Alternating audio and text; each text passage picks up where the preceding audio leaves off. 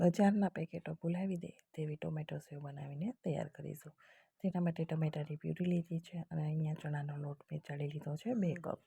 સાથે આપણે ટમેટાની પ્યુરી છે એને પણ આ રીતે ગળણીમાં ગાળીને લઈશું, જેથી ટમેટાના બી અને છાલ છે એ અલગ નીકળી જાય અને ટમેટાની પ્યુરીમાં જ આપણે લોટ બાંધીને તૈયાર કરીશું.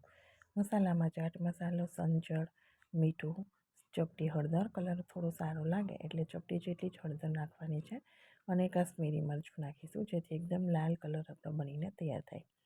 તો હવે ટમેટાની પ્યુરીની અંદર જ આપણે હાથથી લોટ બાંધવાનો નથી, ચમચાની મદદથી ચલાવીને લોટ બાંધી લેવાનો છે.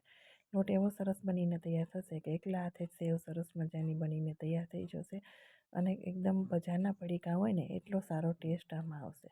હવે મશીન આપણે ભરી દઈશું. 2 કપમાં 1 મશીન ભરાઈને તૈયાર થશે અને ઘણી બધી સેવ બનીને તૈયાર થઈ જશે. તો તમે એકવાર બાળકોને આ સેવ ખાસ બનાવીને ખવડાવજો. બજારની કોઈ પણ આઈટમ કરતાં ખૂબ હેલ્ધી અને ખૂબ જ સરસ એવી અને સ્વાદિષ્ટ બને છે, તો જરૂરથી ટ્રાય કરજો. અને જો ટમેટાની સેવની રેસીપી તમને પસંદ આવે તો મારી ચેનલને સબસ્ક્રાઈબ જરૂરથી કરી દેજો. તો હવે આપણું મશીન ભરાઈ ગયું છે. તેલ મેં પહેલેથી ગરમ થવા માટે રાખી દીધું છે. ગેસની ફ્લેમ મીડિયમ રાખી અને આપણે હવે એની અંદર સેવ પાડી દેવાની છે. તો એકદમ હેલ્ધી અને એકદમ સરસ રીતે આપણે આપણી સેવ બનાવીને તૈયાર કરી દઈશું. અને મારા ઘરે પણ બાળકો નાના છે અને એને ખૂબ ભાવે છે આ સેવ, તો એકવાર તમે આ રીતે જરૂરથી ટ્રાય કરજો. પહેલાં મેં ગાંઠિયા પણ શેર કરેલા છે, ગાંઠિયા પણ એટલા જ સરસ બને છે.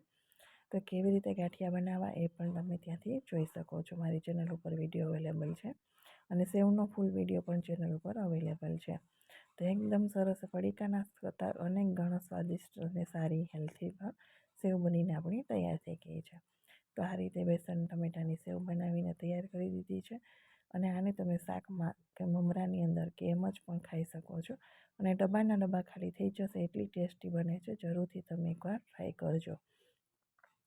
તો આ રીતે બધી સેવ બનીને આપણી અહીંયા તૈયાર થઈ ગઈ છે.